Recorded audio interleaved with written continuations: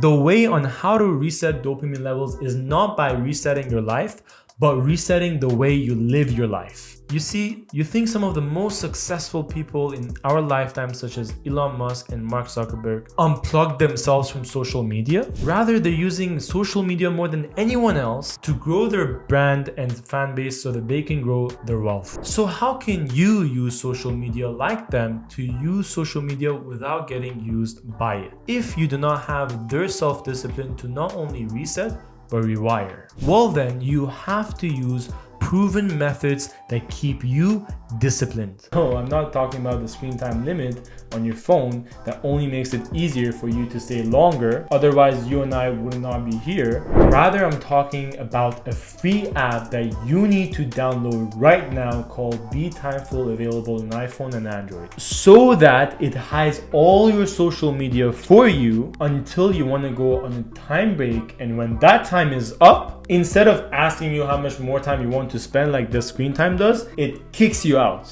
so that it forces your brain to think whether you should go back to the rabbit hole you were in or do something more productive with your time. You then want to download its free browser extension as well, so that it takes out the newsfeed or the dopamine out of your social media. So you still can make business connections on LinkedIn and educate yourself on YouTube, or just like right now, unless you want to go for a quick break just to unwind yourself. Now that you've saved yourself every day from hours of scrolling for cheap dopamines, you want to replace those hours with something you actually enjoy doing that is productive, which is according to the book Atomic Habit.